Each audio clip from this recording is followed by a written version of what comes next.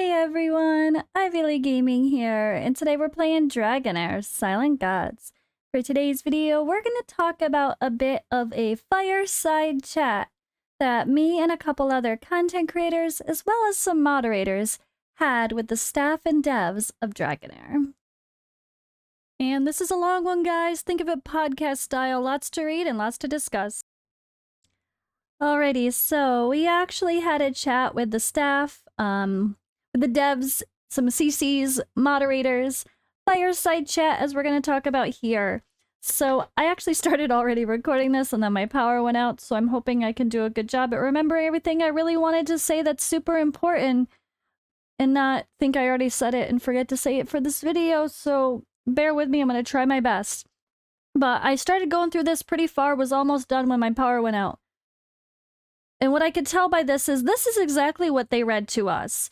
So we came at them with a few questions. We couldn't really, I mean, they asked us, like, what do you want to ask the designers? And they made it sound like the art people more so. So I think most of our questions were related to the art because we thought that's what they meant. But I also tried to ask a little bit related to, like, the direction of the game and stuff, too. And there were some hot topics. And I will tell you right straight up, from the beginning, we had little mini introductions. And the first thing I said was, like, you know, like, I'm Ivy Gaming, and I full-time content creator, and I really want Dragonheir to be my main game, my focus. But to be honest, it's not really a game I can focus 100% as much as I'd want to because of, well, a lot of the things we have community feedback about. So I may be your biggest cheerleader, but I'm also going to be your biggest critic, and I am going to be brutally honest. And I was definitely brutally honest, and I was pretty harsh. You guys may see the sunshines and rainbows when I'm trying to make a video and talk about the things we like and how to do stuff with rares and epics, which, yay, is exciting, but not really. Let's be honest. But at the end of the day, I tried my best to be as brutally honest as possible regarding some of the topics that we're going to talk about here. So what I'm going to do, instead of trying to talk about all that now, I'm going to read through this. And what I'm going to do is tell you what I said to them, or what other content creators kind of voiced as a whole when they read these things. How did we respond? Now, I don't want to say more than I'm supposed to, because they definitely said some things that they're not showing here that they kind of hinted at might be changing or whatever, but I don't know what we're allowed to say and not say, so I'm just going to tell you what I said to them, which is stuff I would say obviously on camera, things I've said live, things I'll say to them in DMs, and things I'm gonna, just continue to say as a voice of the community, as a content creator, and as someone who sees the harsh comments. So let's take a look at this. And I'm a little bit disappointed by this post, honestly. It's just exactly what they read to us, but there's nothing really about our feedback. There's nothing that at least maybe at the very bottom there was something funny and that was it. But this post is not talking about what us as content creators and mods said, and if they're reconsidering their thoughts because of what we said. This is just what we read off to the content creators in the chat. So I don't know about this. This makes me not feel too happy. I was really hoping that they were going to convey things a little bit differently, but it is what it is. So I'm just going to read through. And then, I'll comment and tell you guys the things that I said when we went through this. All right, so let's get started. Dear travelers, we're recently set up a fireside conversation with our content creators and mods. We're grateful to hear from CCs and mods to speak for the community about their true feelings and suggestions. The conversation was candid and fun. Take a look at the main topics. So here we go. Inspiration for the game. The worldviews of Lord of the Rings and Dungeons & Dragons optimized high fantasy. As fans of both works, we're naturally inspired by these classics. As senior team RPG players who have experienced various types of existing team RPGs, we strive to create gaming experience with profound strategies and an exciting battle performance based on traditional turn-based gameplay. It's not a turn-based game. No, it's not. But okay. At the thought of the massive amount of audience of League of Legends and Dota 2 pro matches, we decided to combine our Team RPG battle feature with an auto chess in next to no time. We're still dreaming of marching deeper and further into the team RPG aspect and trying to create a world with an immersive feeling of epicness. There are some typos, guys. I'm going to try my best. All right, still, we avoid leaving players with heavy burdens as they play and aim for a tap-to-play accessibility instead. The sandbox map inspired by Total War series will no doubt support us in building such an epic world and thus render easy accessibility feasibility. I don't know what they mean, but yeah, I think you got the idea about their inspiration for the game. Let's just move on here. So this is a big one, and this is really a lot of great information, and nice to know that they're optimizing some of the beginner experience overall. So I don't know why they're calling it mid-season. Maybe because they're going to be adding this now to our current beta, but we'll see. All right, mid-season hero balance adjustment. We plan to buff functional heroes of rare and epic qualities based on the actual performance of each element and base to ensure all heroes may fulfill their own strategic purpose and thus cope with the changing battle environment. We have already buffed certain heroes with ambiguous roles to help each hero adapt themselves to one or more scenarios suitable for them. We have fixed bugs for multiple heroes in order that they can show off what they've got. We will add 24 more heroes of rare and epic qualities to the open beta global launch, providing players with richer options for building their own team. We'll add tutorials, defeat analysis, lineup recommendations, and other instructional features in the game. We believe this will help beginners to sum up experience from defeats and then optimize their strategies. The lineup recommendation feature will probably be enabled in the near future if everything goes right. This feature will record lineup equipment for those players who have cleared the current stage as a reference for all other players. For players whose lineup is centered on rare and epic heroes, by enabling the View Elementary Lineups Only option to filter entries they need from those legendary ones. On the basis above, we're also researching a replay feature.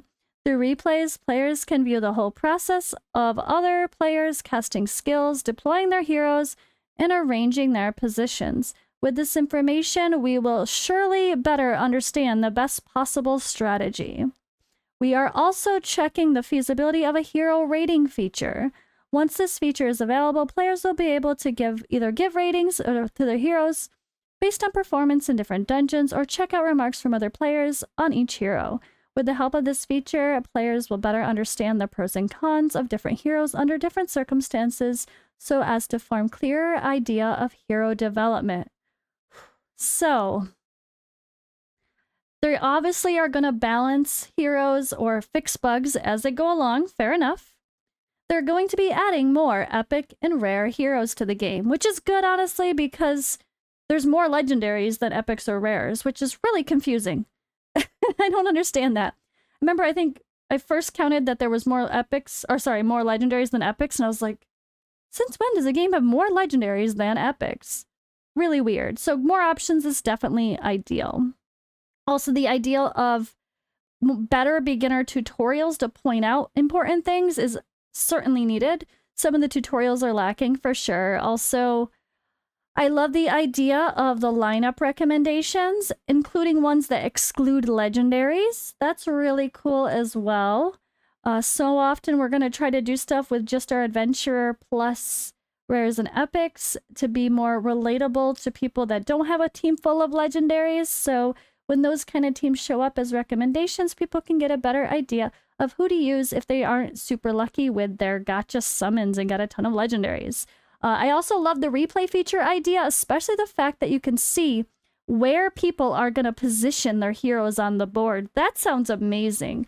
Like, I love the idea of rewatching someone who did something super fast or just had success with maybe a quirky team that you might not think of and see, like, how do they position their heroes? Do they shove them all to the bottom because of a certain thing that happens all the way to the top? Do they split them up? Do they format them in a pretty standard position. Like, what are people going to do positioning-wise? I think that could be a really fun thing to analyze and look at and learn from as well. So I'm really glad that they're adding that, and I think that's honestly really cool. And same thing with hero ratings. It can always be helpful, but honestly, sometimes it's kind of weird. Hero rating systems in games don't normally work well, honestly, because a lot of people would just go in and rate stuff random, like, oh yeah, when they haven't even played the characters in those areas yet, or inexperienced players will rate them. So maybe what I would say for the feasibility of hero rating feature, like maybe only people can actually rate heroes if they're above a certain journey level. That might be nice because, or if they, I'll say if there's any way for them to tell if they've played the previous season at least. Because it would be stupid to have people go in on day one, they have no idea what they're doing, and just start rating people 5-star and 3-star just by reading their kit when they haven't even played.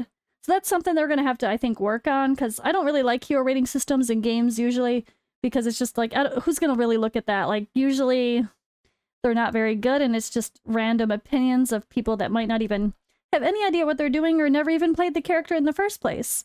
Now, about this topic as a whole, this was when the harsh conversation started from my end.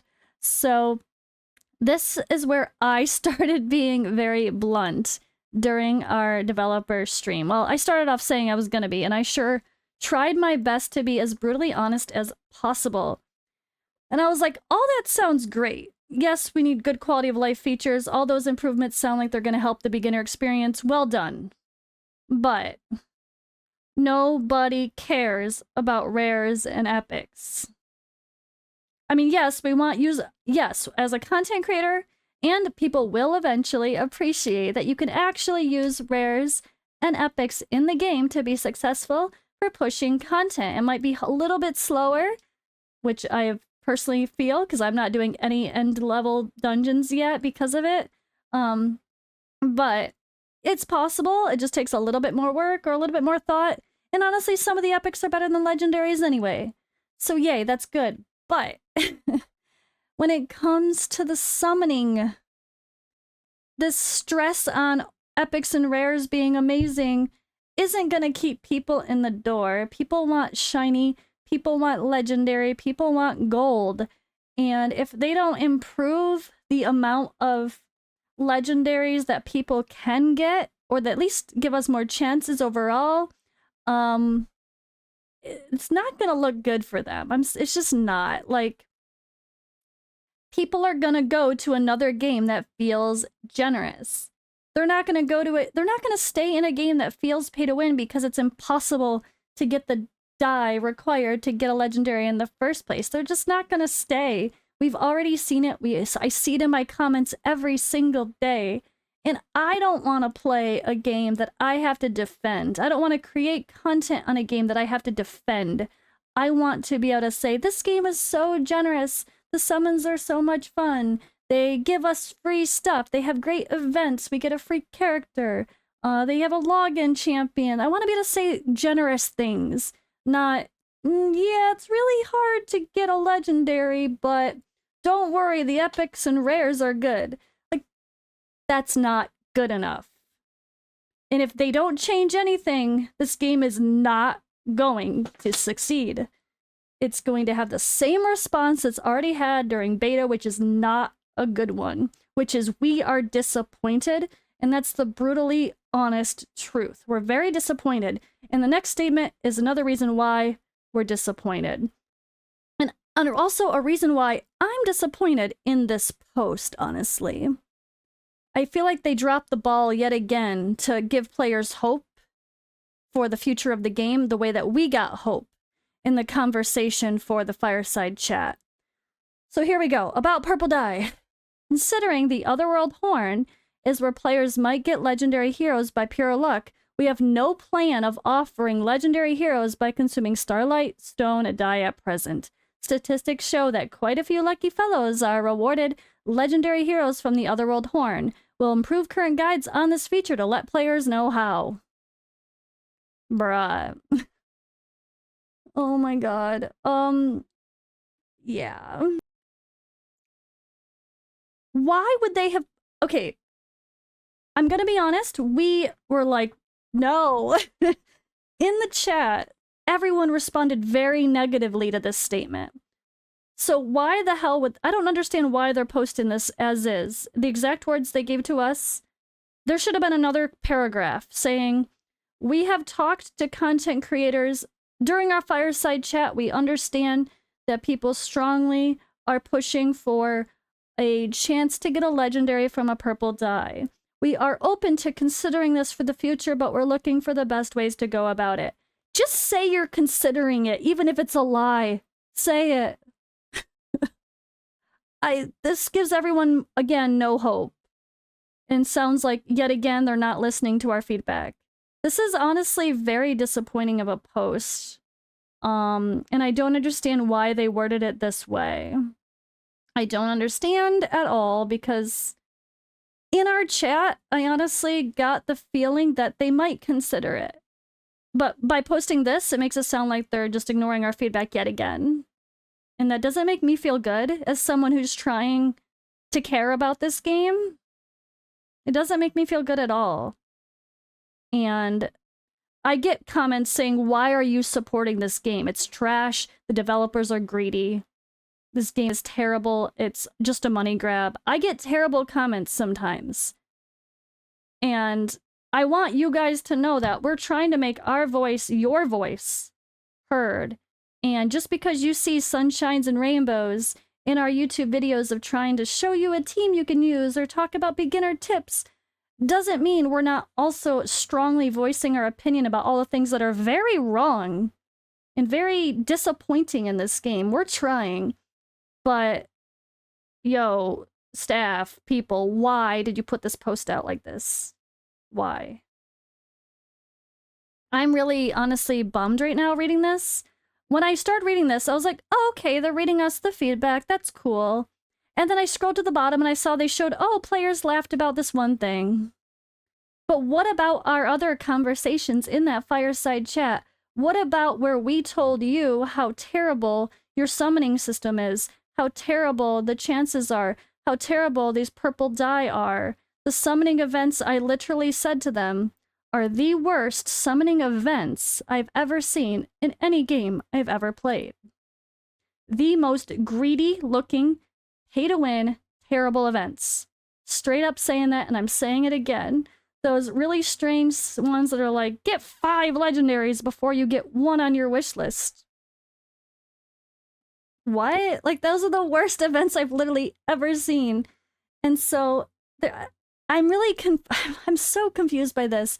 Because if you guys have heard, you've probably heard Dan Heilman and Scratch maybe even say very good things. Like, when we came out of this fireside chat, we felt optimistic and excited about the game. But now that I'm reading this again and there's no notes to clarify other things we talked about, I'm feeling that disappointment again. I'm feeling the, wait, are you still not considering the purple dye thing even after our chat? Not at all? Is that not, guys, like one of the easiest things they could do? Just give us a 0.5% chance of getting a legendary from Starlight Dye, and the stress on Heliolite Dye goes away. People can have a chance to be excited for summoning a purple dye. You can give free-to-play players a chance to get legendaries. The more hard you make it for people to get a legendary, the more you broaden the gap between free-to-play and spenders, which is the exact opposite of what they say they're trying to do. But the harder they make it for everyone to get legendaries, the more they're doing that and the more they're being complete hypocrites. So, this is a really weird read, honestly. But there's lots of good thrown in here. Like, honestly, this whole thing about the features they're adding is very good and sounds wonderful. But, alright. Let's continue. I'm going to try my best to read through this as fast as possible. It's a lot to say and talk about. But I want you guys to know that we are trying, and I'm telling you, and I've said this to them, I'm not going to cover a game that I have to defend all the time. As a content creator, it's very disheartening. Why do you think I didn't even take until last week when I accidentally broke my test server account because it was the first time I logged into it? Why didn't I log into my test server account? Because the community is pissed off and hates the game. Who wants to take extra time to play a game and put my personal time that I could be playing other games that I enjoy as well, playing a second account that I don't have time for when the community is already pissed off and it might not even feel worth it. You know, that's just the truth. Like, I didn't log into the test server yet until last week when I accidentally broke it because I'm not feeling too good about it right now. That's just the truth. Unless they change stuff, I'm not feeling too good about it. And they're gonna keep losing people. So I'm so down about this right now. This is honestly really disappointing that they're just sharing this and not sharing more of our conversation and giving a little bit more hope. They just sound like they're saying the same things again, which is confusing. All right, new things added this season. Let's move on. I'll try to continue to say any other feedback as I can, but it was a long chat and there's lots to discuss, but let's see if they do talk about anything else so we can be excited about. All right, new things added to the season. About season, we have some more things to add. We expect to bring in a new experience periodically, breaking away from the long-term repetitions in previous team RPGs. We will introduce new regions or new stories at regular intervals as seasons go by. A new region, Tenebria, will be added in Season 1. For Season 2 and following seasons, we will regularly update regions or stories and therefore add luster to the Traveler's adventure in the Dragonheir multiverse. It's a pity that we can't reveal further information about them, so please keep yourself up to date by sticking to the official news. Apart from new content, don't forget to beware of lurking hazards. On account of the Meridian Tumult, the density of Inquentum reaches the pinnacle, while powerful monsters wreak havoc in the world once again.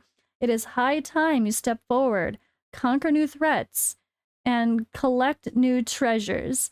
Before that, brace yourself up by rallying and arming your heroes anew. We will seek to offer you chance of trying out new builds in a brand new season. The rotation of elemental affinity will provide you with totally different build foundation from that of the previous season. Newly added heroes, artifacts, and equipment sets will bring you more build options. Dungeon bosses will be armed with new skills. Time for you to give it further thought. In the new season, players will be given plenty of opportunity to arrange their starting and substitute heroes. Last but not least, we will present a multiplayer sandbox mode, Otherworld Exploration. All players on the same server will be brought together, joining forces to defeat the mighty enemy endangering the world. So yeah, there'll be a world boss, maybe a little bit MMO style, not quite sure, but not the live action fighting, so who knows? Interesting though, I love the idea of world bosses. It can be fun and help everybody get rewards. Obviously, like they said, affinities are going to change, so instead of ice and poison being the synergy next season, it should be something else, which will encourage you to build different teams. Same thing with new equipment, artifacts as well, so new sets, new stuff will create some interesting builds and hopefully diversify, so every single time a new season starts, we're not just saying build the same heroes and the same gear.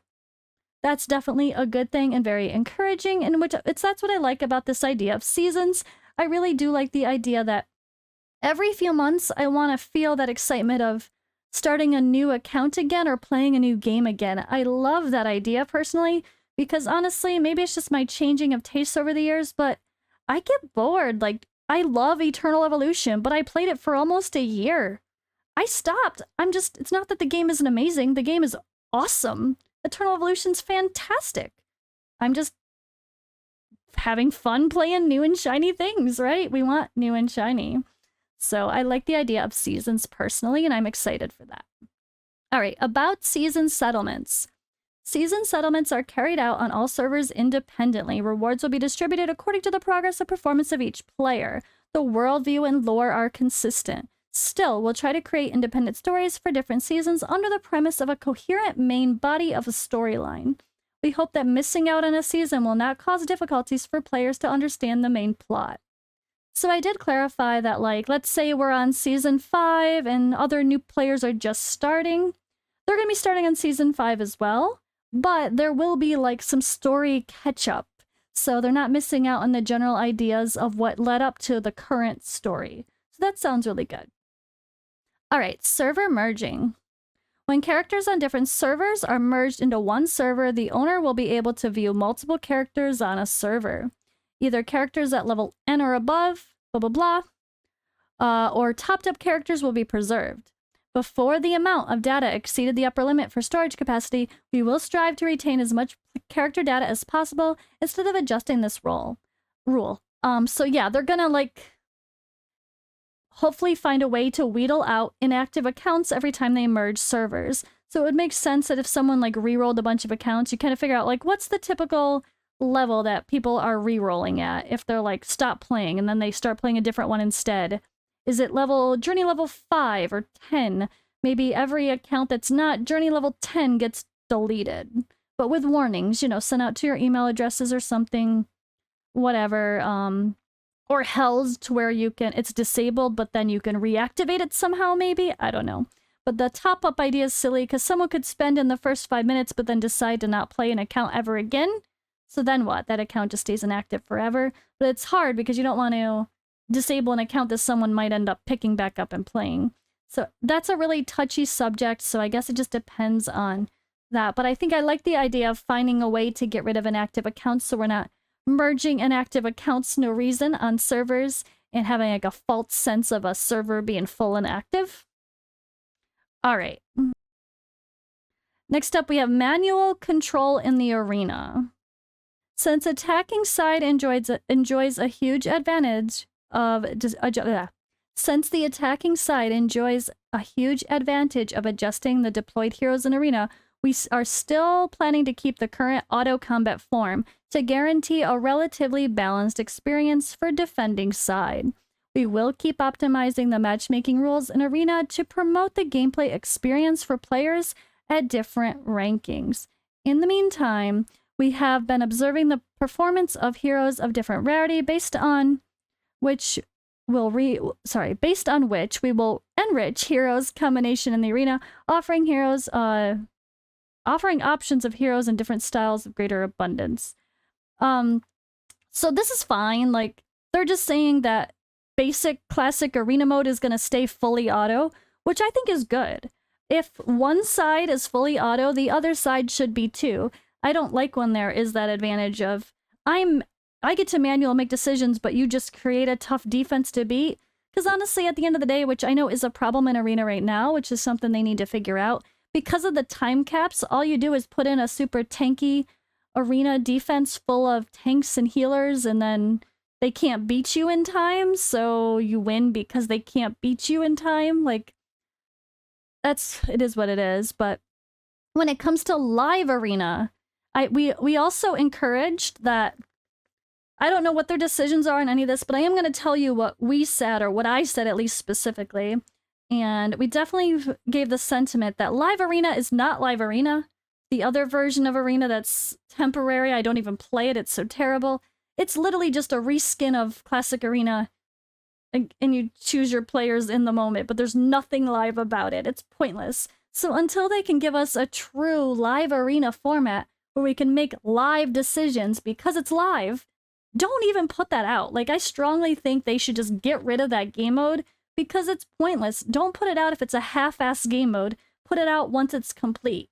The more things you don't want more things for people to complain about. And I'm definitely complaining about live arena not being live. There's nothing live about it. There's nothing fun about it. There's no bans even. And we can't even semi-auto with using our ultimates because of the way it's set up.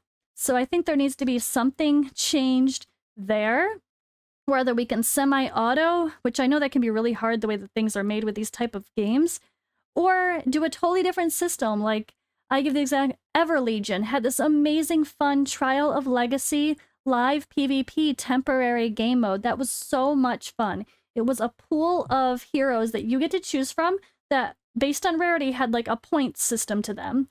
And you could make a team every round with different points. So you could get rid of people, you could grab new people, you can refill your team, and you could select buffs. And every round, like, you'd knock another player out and you'd move on to the next round. And that was really fun.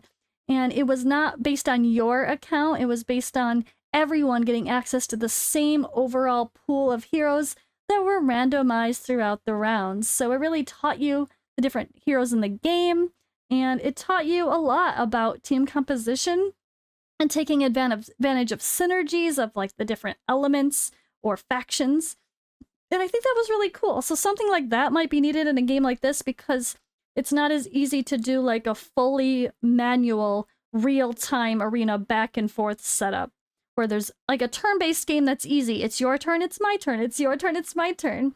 But that's not exactly the case with this kind of real-time, semi-real-time auto chess style game. So hopefully the live arena thing they work on, this regular arena, it's fine. It is what it is. Every game has this basic classic arena where you put up a defense. It's okay if we have that as one of the game modes where it's just fully auto, but I think there needs to be more as far as excitement goes when it comes to arena overall. All right, about the collab. So we're talking Dungeons and Dragons. The duration of collaboration events will be adjusted from opening at the beginning of a season to opening all servers at the same time. Or no, what? Maybe. In this way, newcomers attracted by a collaboration hero will be able to obtain the hero in their first season. There will be details pending further discussion. More information, stay tuned. Yeah, so I think they mean like the collaboration heroes from Dungeons and Dragons, like the ones that they said they're going to bring into the game. They're going to try to make it to where everyone has a chance to get them in their first season they play. All right, fun parts. So they showed off this cute area. They asked, what was your favorite area or hero that the developers have created? So one said that it must be the Goldborn Farm. We want to create a relaxed and fun place where people can smile delightfully in the world of bitterness and hatred. In Goldborn Farm, there's snow-white geese yearning for freedom, noble and picky hens, and interlocking traps of true and false knights. The absurdity and reality meet just right to bring some happiness. Which I agree, that was a really cute area. The farm was probably one of the ones I reacted like, oh, I love this, it's so nice. And, ooh, let's go pick some wheat from the farm. Like, I thought this was really clever and cute, and there was lots of humor thrown in, which I definitely appreciate. All right, when it comes to the hero here, they said if they had to pick one, that'd be Sagomir. His creation originated from a bug in the development team where human movements were applied to Clovis's mount, leading to a lively horse warrior, sometimes being fanatical, sometimes delicate, sometimes calm, and sometimes panicked. Everyone is fascinated by this decently yet slightly comical image. Why not take a glance at this horse who turned into human by misplacement? So that's hilarious, and I love that, honestly. They literally accidentally made the horse have the knight's movements, and it turned into a character. That's amazing. That's the humor, that's the fun, that's the real side to this that I really love and makes me, you know, enjoy things as a player. It's pretty fun, right? All right, let's see here. Let's keep going. We're more than pleased to co-create heroes together with players. We'll inform everyone more details on feasible plan. So co-create heroes together. I do think they mean they're, and I did ask, they're going to hopefully do some like character creation contests. That's a really fun idea and always very nice. All right, now the one thing they said from the players during the Fireside chat is just something funny. Not any of the serious topics. They just said something funny, which is true, but all right. From players talking about the Faithless. I love that thing, Ren. You fail, you get an item. I don't know if there's anything to do with the item, but it would be cool if you could go back and try to do it again to get something more with them. Like there's like an item you get when you fail. I think this was Verge talking about it. The Faithless, just doing something more than that would be fun. Everyone's just the first round, and then when people are running around doing their quests, there are ones that talk to everyone from time to time. They're really fun. I love it. It'd be cool if the statue would reset in a day or two with something silly again, or something you could use to buy the stone with the stones or something. Yeah, but you know, the Faithless, the funny statues with the little riddles, those were definitely a fun part of the game. But I am going to finish off this topic of there's so much more we talked about than this. Regarding servers, we talked about the idea of, I mean, we can't say what they said, but I'm going to tell you what we've been saying as content creators and what I think, and what I've already said in other videos is we need to be able to play with our friends for real. If they're going to force us to have, okay, if alliances can only be one server a piece, which is terrible, and not cross-server alliances would obviously be ideal. But if we can't have cross-server alliances due to their server limitations, then let players pick which server they go on. Some people are not going to care if they enter a server a month late. They just want to be in the same alliance with their friends. And that matters more to some people than the competition aspect of being on day one of a server so they could grind like a crazy person and be able to be number one. Let people choose how they want to play.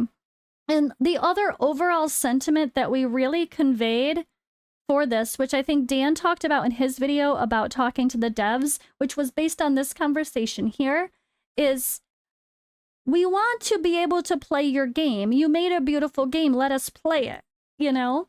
I think their biggest concern is that they are a small studio and we're asking for tons of content and they might physically not have the means to provide it. And that's the reality too, that we need to realize maybe this isn't meant to be a game that we can play 12 hours a day. Maybe this is meant to be a side little game that we play for half an hour and we put it away. If that is what it is, I feel like we need to kind of come out and just say that. Just say that. Like, let us say that, you say that. Like, we're not going to extend the times because we just intend this to be a short little blurb of your day kind of game. We weren't trying to make you have a game that you can, but they want to make an immersive game with an open world. So I feel like it's a lot of contradictory statements that they've made in what they're looking for and what they've actually done. And we're really hoping that they can give us a chance to really play the game. Like I've suggested, Dan suggested, lots of people suggested things regarding resetting things. Like I thought it'd be great if, like, you know, there's all those NPCs that we can fight for rewards. Yeah, we could fight them again, but like let it recycle to where we can get rewards again and make it worth it. Let us do more than just gather a few resources. Let there be bosses that spawn or enemies that spawn every so often. Let there be big bosses in each region that could spawn. Maybe those tower defense things reset a couple times a week or once a day, or not once a day, that's a lot, but maybe once a day. Why not? Who cares? Doesn't mean we have to do them every day. Don't make it a daily requirement. I think the idea is don't make it so the game is so overwhelming with daily requirements that it feels too much for people that want to just play a little bit. But give something to do for the players that want to spend 10 hours in your game. Why would you want to force people to close your game because there's literally nothing to do? That doesn't sound beneficial for anybody, right? All right, guys, I'm going to leave it at that. Overall, the back and forth conversations we had regarding these as the main points, I think were very good. I'm just genuinely disappointed by them for just straight posting this, because this doesn't give any bit of our real conversation that we had. This gives the devs' response to what they are kind of just saying the same things again, like about summons, but it doesn't give the conversations that we had where they were like, okay, well, why do you want that? We don't understand why people complain about this. And then we explained why people complain about this. And then they seem to understand and they seem to reconsider some things. So I'm hopeful that they were being genuine in the meeting about the willingness to actually consider the things we were saying in the meeting when we were being as brutally honest as we could be. And I hope they're not 100% just sticking to what was read out to us and zero consideration for anything we said during that meeting. Or, I mean, this game's gonna die, let's be honest. It's the truth.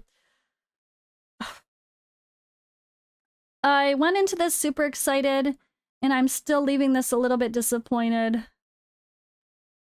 But I'm just, like I said, I'm gonna hope that they're like, okay, you guys said we should post stuff. Let's post what we talked about in the chat. And they're just not thinking. They're just not thinking community CM-wise, PR-wise. They're not thinking clearly about how people are gonna read this. Instead of just copying and pasting what you had on, I'm combining names in my head, so I'm not. They had one person was reading off everything. Okay. Why did you just give us a copy and paste? Why isn't there more about our actual real discussions that we had regarding this? I'm just hoping it's, like I said, I'm sorry, I'm repeating myself. I'm sorry. I'm just kind of, man, flustered by this, honestly. That's just the truth. I'm just being honest and having a real reaction with you guys here and going through my own brain processes live instead of editing it because this is what's real and truthful. And I'm just hoping that they really did consider our real feedback that we gave. And this has nothing to do with the feedback we gave in this Fireside chat. So keep that in mind, guys. The content creators strongly urged a lot more changes and disagreed with a lot of things posted here. Or at least had a expanded topic on a lot of this stuff posted here. So we're trying. I'm gonna still be hopeful, but we'll see what happens at Global. I don't care what happens until Global. If they don't change much before Global, it is what it is. But there better be some big changes at Global or none of us are gonna be here.